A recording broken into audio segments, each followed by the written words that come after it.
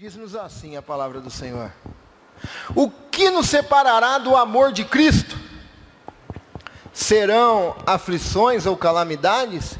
Perseguições ou fome, miséria? Perigo ou ameaças de morte?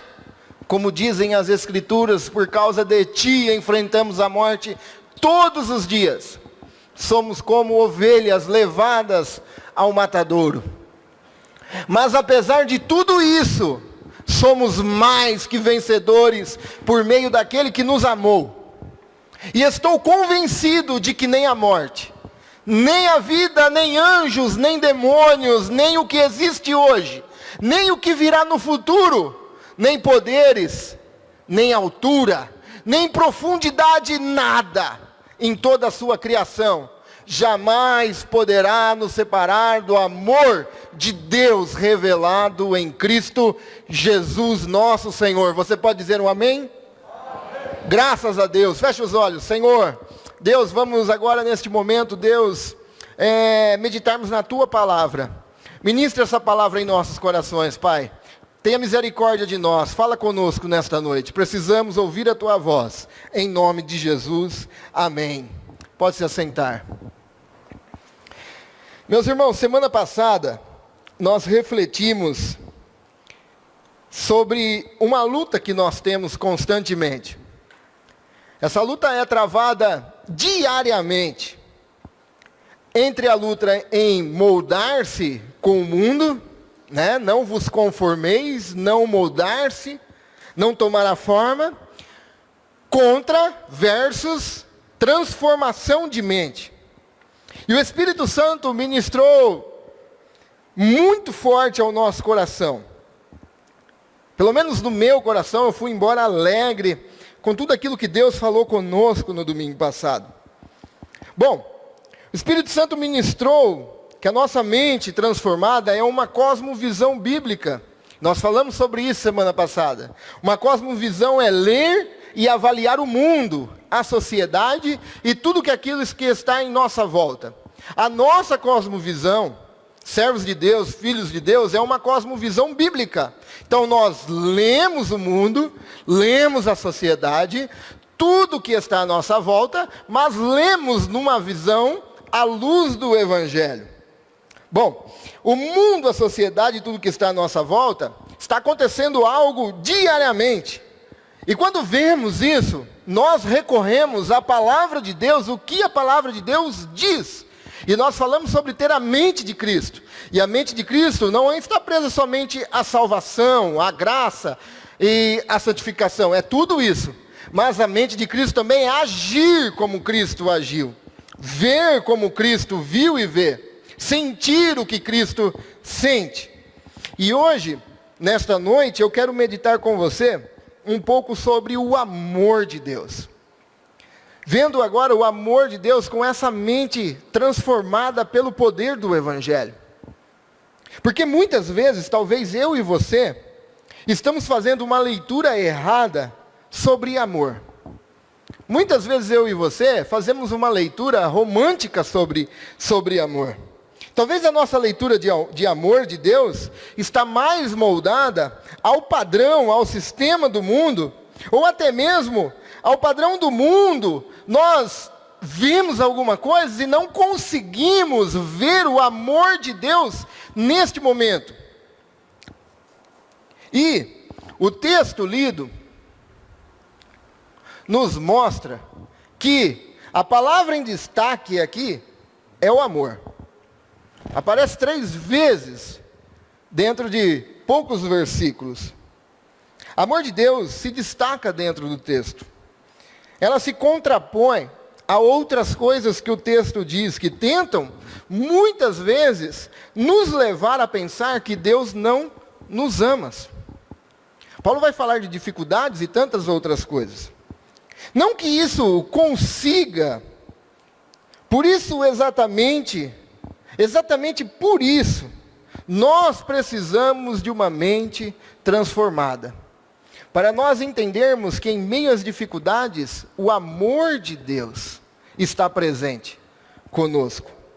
E esse sentimento de não ser amado, dependendo das avaliações, da leitura que nós fazemos, das coisas exteriores, talvez seja o mais comum na experiência espiritual de muitos cristãos, de não se sentirem amados por Deus.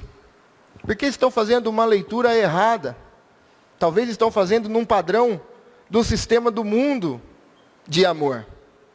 E quando nós avaliamos o amor no padrão, na forma do mundo, a nossa vida espiritual, então começa a decair. E nos sentimos, então, não amados por Deus. E provavelmente nada tenha mais poder de nos desestruturar espiritualmente e emocionalmente do que esse sentimento de abandono. Vivemos em um mundo em que esperamos muito das pessoas. E porque esperamos muito das pessoas, julgamos que recebemos pouco das pessoas. Assim sou eu, assim é você. Esperamos muito de nossos pais, esperamos muito de nossos filhos, esperamos muito de nosso cônjuge, do marido, da esposa, esperamos muito dos amigos, esperamos muito da igreja e esperamos muito de Deus. E Deus pode fazer o muito. Mas depende das nossas expectativas, não acontecendo porque não é da vontade de Deus, nossas emoções e sentimentos se abalam. E às vezes nós criamos expectativas de coisas que talvez nunca vai acontecer. Você se lembra então dos discípulos de Emaús? Os discípulos de Emaús, depois da crucificação de Cristo, voltaram embora para a sua cidade. Voltaram cabisbaixos, tristes, frustrados. E o interessante, que Cristo havia falado que ele deveria morrer. E ele também havia falado a esses discípulos que ele iria ressuscitar. E por que então esses discípulos agora voltam tristes, frustrados e abalados para casa? Porque criaram expectativas que nem Cristo havia falado para eles. Pelo contrário, Cristo havia falado algo ao contrário, que ele iria morrer. Então, dependendo das expectativas que nós colocamos nas coisas, requerendo muito e julgando receber pouco, isso pode trazer em nós sentimento de carência, sentimento de insatisfação. Porque nós estamos sempre esperando. E quando julgamos que recebemos pouco, aí nós começamos então a ter agora a insatisfação e achar que o casamento do outro é melhor, que a vida do outro é melhor, o emprego do outro é melhor, a casa do outro é melhor, a igreja do outro é melhor. Ou às vezes a pessoa pode até falar, não é possível que seja o mesmo Deus, porque estou passando tanta dificuldade. Se for o mesmo, Deus não me ama. Por isso que Paulo expõe uma lista de situações. Experiências que faria, ou até mesmo faz, com que muitos de nós se sintam completamente abandonados por Deus. E você vai ver que Paulo, então, ele coloca de um lado o amor de Deus, e do outro lado, coisas que muitas vezes levam as pessoas a pensar que Deus não os ama. Você vai ver Paulo dizer aflições, calamidades, perseguições, fome, miséria, perigo, ameaças de morte. Se você se lembrar agora de alguém, ou você num determinado momento, pensou muitas vezes de parar, de largar tudo, não ir mais para a igreja, abrir mão de tudo, por coisas muito menos. E tudo isso que Paulo fala porque viveu isso. Ele mesmo disse. Ele mesmo disse isso.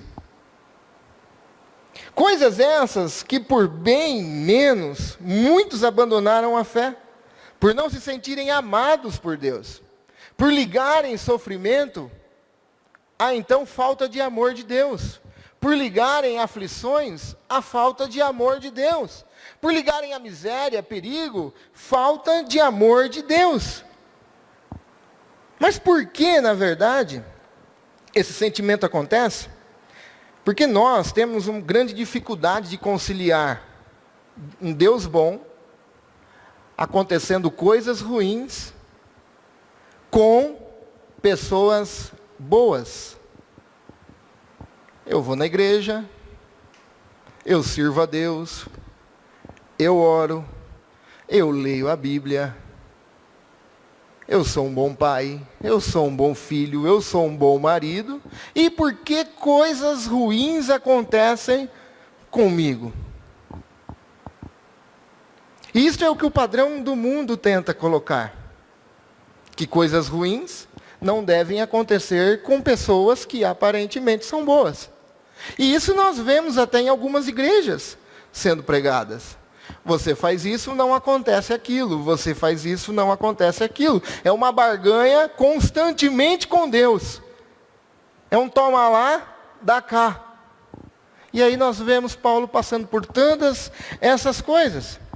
Por quê acontecem essas coisas? Porque a cultura ocidental, o amor envolve fundamentalmente os sentimentos e as emoções, que nutrimos por meio de experiências românticas. Amor está ligado a romantismo. Amor está ligado a sentimento. Amor está ligado a emoção. Para amar e ser amado, preciso de algum tipo de sensação. E aqui eu quero que vocês prestem atenção. Por isso, por causa disso, dessa cultura que nós temos, que amor está ligado a sentimento, que amor está ligado a algum tipo de sensação, nós temos dificuldade de ligar, nós temos dificuldade de relacionar amor e correção. Nós temos dificuldade de relacionar amor e admoestação.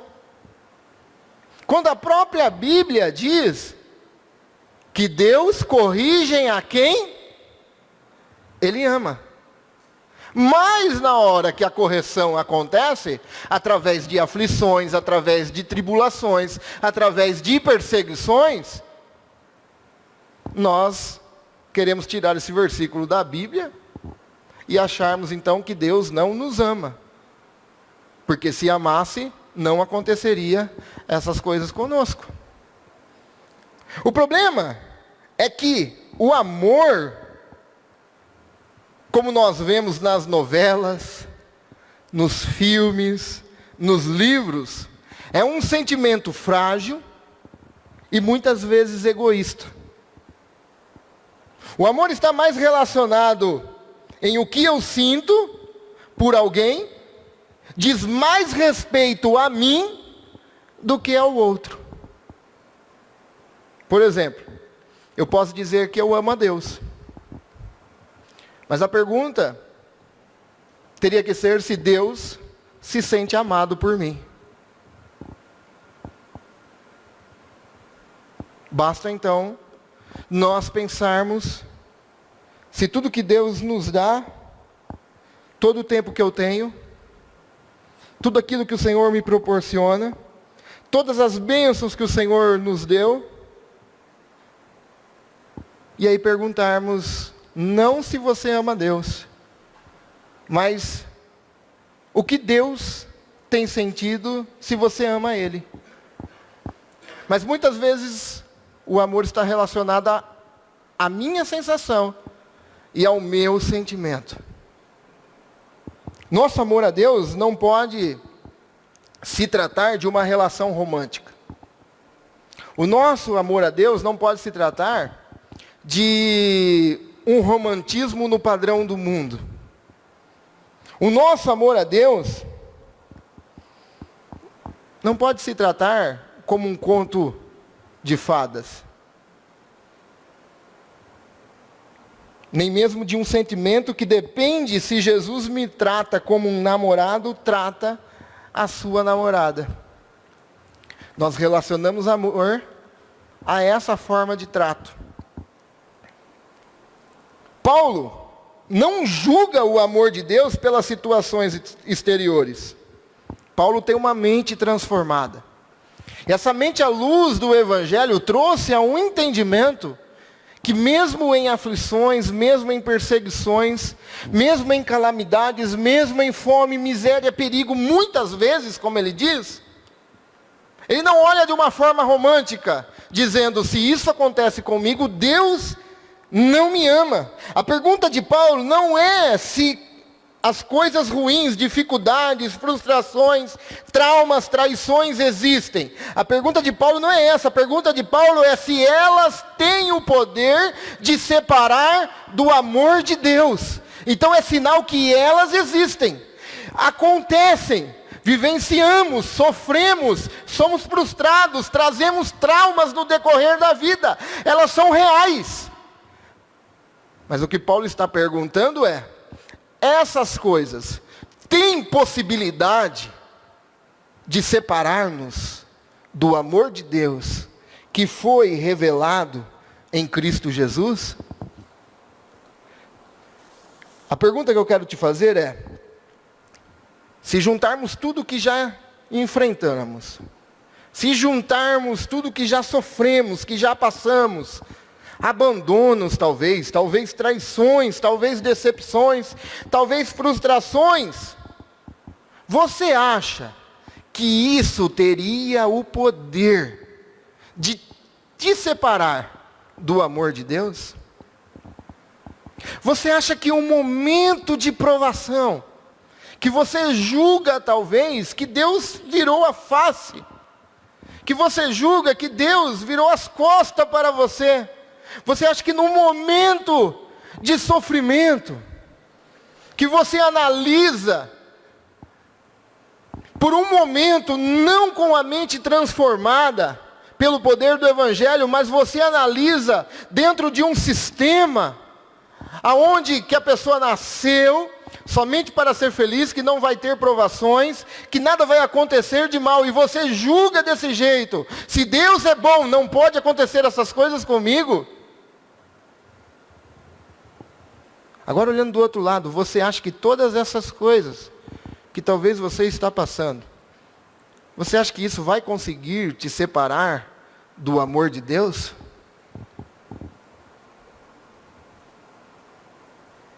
E é por causa dessa convicção profunda, que Deus é amor, em essência, Paulo sabe que não tem como Deus parar de te amar, porque Ele é amor. E Ele te amou antes da fundação do mundo. Ele o trouxe para si, porque você foi objeto deste amor. E dentro dessa convicção, Paulo diz, estou convencido de que nem a morte, nem a vida, nem anjos, nem demônios, nem o que existe hoje, nem o que virá no futuro, nem poderes, nem altura, nem profundidade, nem em toda a criação, jamais poderá nos separar do amor de Deus, revelado em Cristo Jesus, nosso Senhor.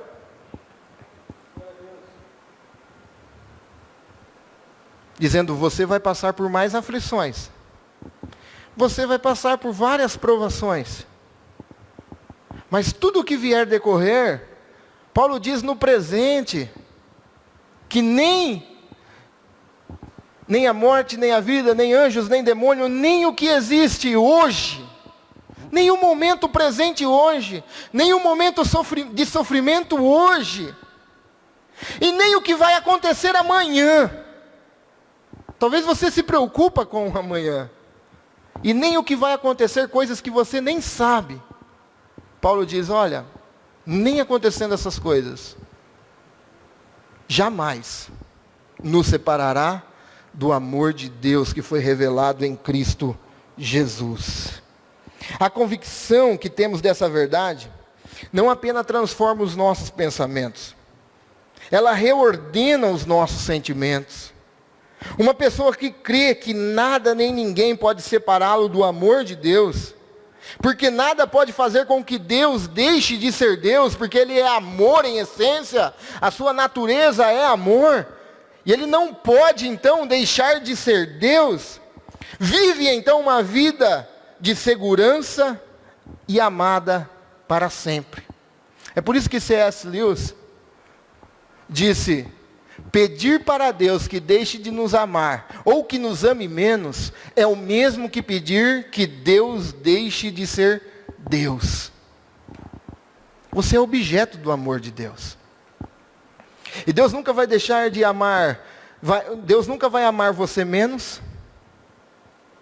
Se você tem um nome escrito no livro da vida, Deus nunca vai deixar de te amar. Jamais. Não depende mais das emoções que nós imaginamos necessárias para se sentir amada. Mas enfrentando dificuldades, desemprego, enfermidades, conflitos, traições ou perdas, ela não se sente menos amada por Deus, porque ela sabe que Deus, sendo amor, Ele o ama. E isso nos mostra então que para a mente moldada pelo sistema, amor deixou de ser sacrifício, entrega, compromisso, obediência, dever moral e fidelidade. Isso é amor. Amor então deixou de ser apenas um sentimento, uma sensação de ser amado. E amor é isso daqui, é compromisso, aliança, fidelidade. E você vai ver que Deus fez isso para conosco. E esse amor, então, pelo sistema do mundo, foi reduzido por um afeto. Um afeto a um animal. Aliás, rapaz, o negócio tá. As pessoas estão mais se preocupando com animais do que com pessoas. Está demais, como está a inversão de valores. Aliás, a maioria dos vereadores aí, se você for ver, eles fizeram uma candidatura defendendo animais. E cada vez mais essas coisas estão aumentando. Cada vez mais. Então o amor se passou para um afeto. Eu amo.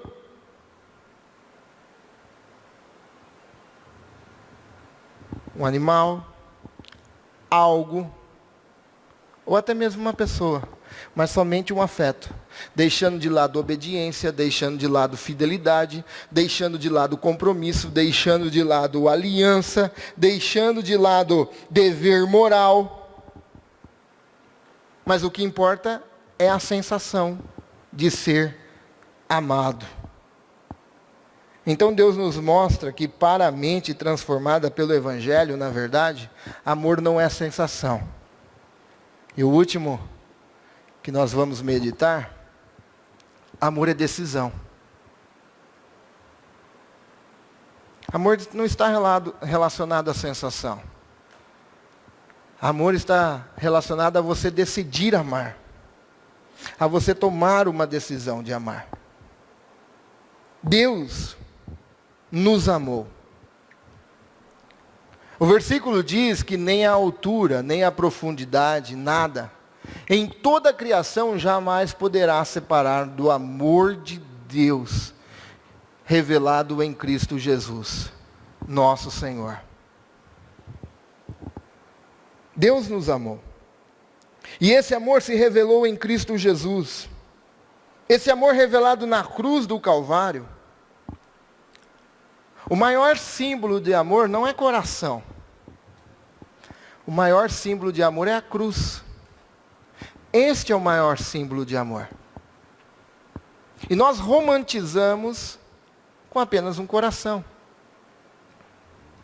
Mas o grande exemplo de amor foi na cruz do Calvário pregado. E não há nada de romântico. Fala a verdade. O que há de romântico nessa declaração de amor? Não há nada de romântico numa cruz. Não há nada, muito menos, nada romântico na pessoa que foi pregado na cruz. Desfigurado na cruz. Ferido na cruz. O que você consegue enxergar de romantismo nisso? No entanto, foi na cruz que Deus revelou o seu amor por nós. Foi lá. Ela é a grande declaração do amor que Deus nos fez. Na cruz do Calvário. Porque amor não está relacionado à minha sensação. Mas amor está relacionado ao que eu sinto pelo outro. É isto. É por isso que entendemos amor não a partir dos nossos pais. É por isso que nós devemos entender amor não a partir de nossos filhos. É por isso que nós devemos entender amor não a partir de nossos cônjuges. Mas nós devemos entender o que é amor de uma forma que não foi nada romântica na pessoa de Cristo Jesus. É ali que nós vemos a fonte de todo o amor. É na cruz do Calvário que nós vemos de onde emana o verdadeiro amor. E a partir dali, nós amamos os outros. Esse é o padrão de uma mente transformada. O amor de Deus é totalmente diferente do padrão do mundo, porque o amor divino bíblico diz respeito ao outro e não a mim. Foi isso que Deus viu. Uma das passagens mais conhecidas da Bíblia é João 3,16. Que Deus amou o mundo de tal maneira que entregou o seu Filho unigênito para todo aquele que nele crê, não pereça, mas tenha vida eterna. O que está dizendo ali? Que Deus me amou e te amou tão absurdamente que Ele teve que tomar uma decisão. Ele tomou essa decisão. E a decisão não foi nada romântica, porque foi enviar o Filho à cruz do Calvário. E aí nós relacionamos amor ao padrão do mundo, ao que sentimos e ao que ganhamos.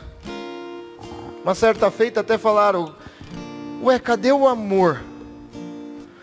Eu falei, a atitude está sendo tomada por quê? Por causa do amor que Cristo tem pela igreja. Mas nós somos mais fácil relacionar amor a faça tudo, venha de qualquer jeito, vamos seguir em frente.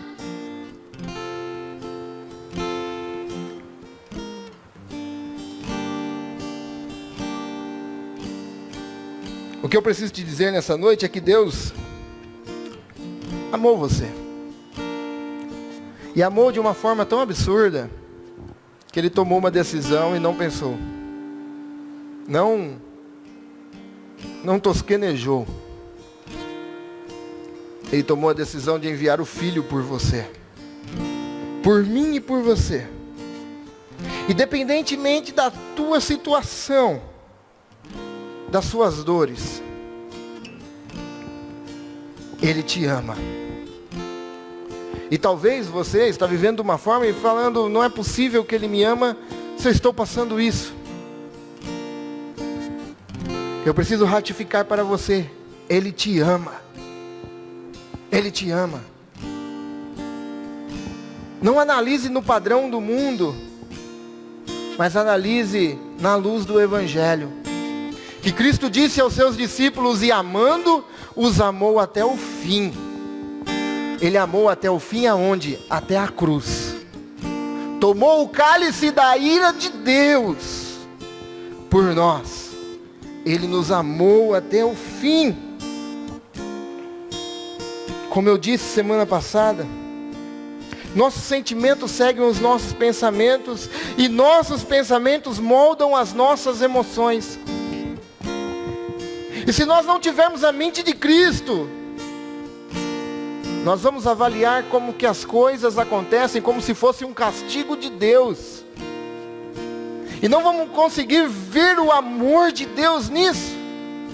E Jeremias 31:3, no maior momento de aflição do povo de Israel, disse: eu amei você com amor eterno,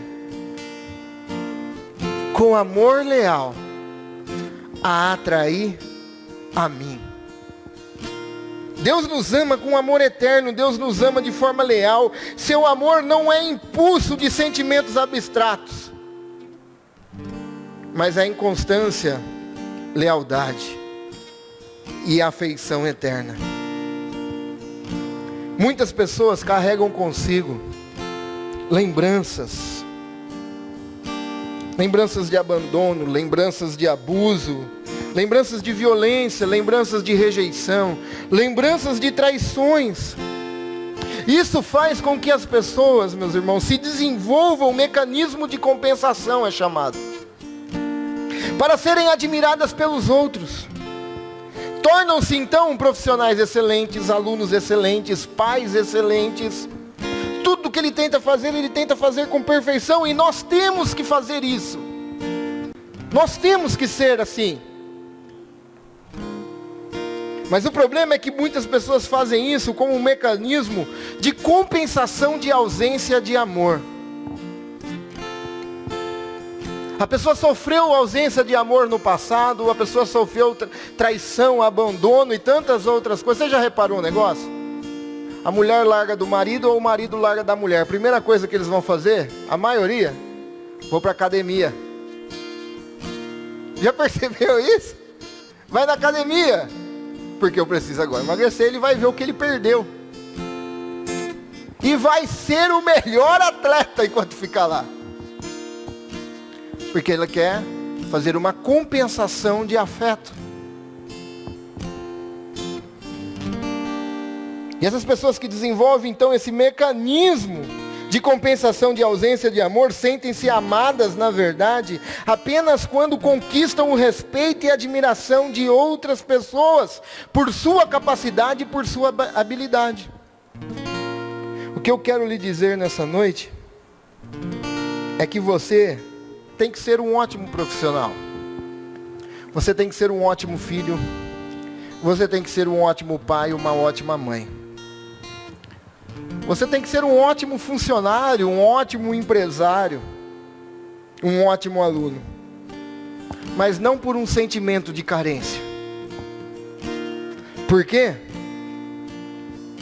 Deus te ama desde a eternidade.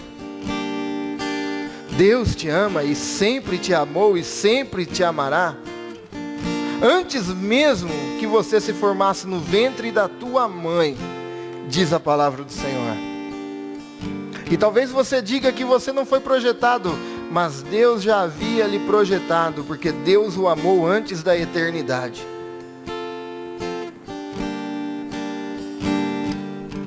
E talvez você aqui nesta noite tenha este sentimento, que a prova está tão difícil, tão insuportável, que eu não consigo ver o amor de Deus nisso. Talvez a frustração tenha sido tão grande, que você não consegue relacionar o amor de Deus a isso. Eu quero lhe dizer que você pode até pensar, você pode até achar que Deus não lhe ama, mas a minha Bíblia e a tua Bíblia diz: jamais poderá nos separar do amor de Deus que há em Cristo Jesus. Nada pode te separar. Nada. Absolutamente nada. Então eu quero orar por você nessa noite. Eu quero orar por você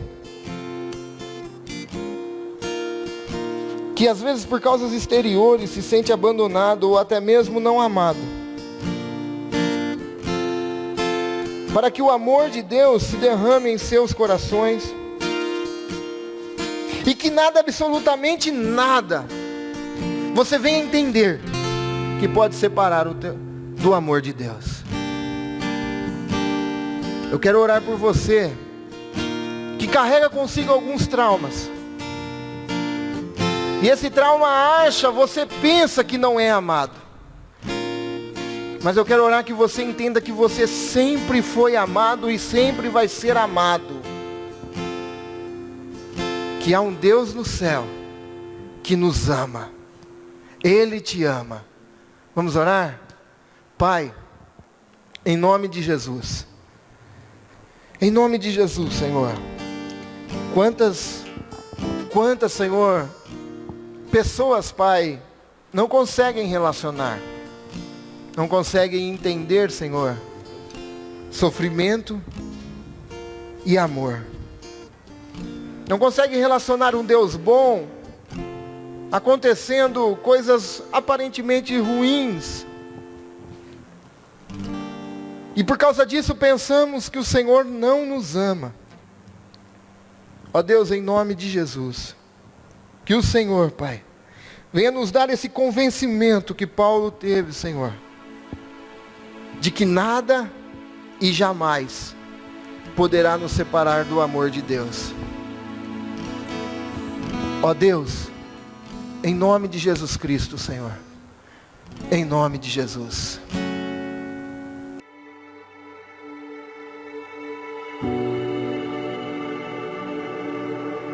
Por quanto tempo devemos vagar para encontrar o nosso significado, para manter aquilo que nos resta? Amor, já ouvimos em sua forma mais completa.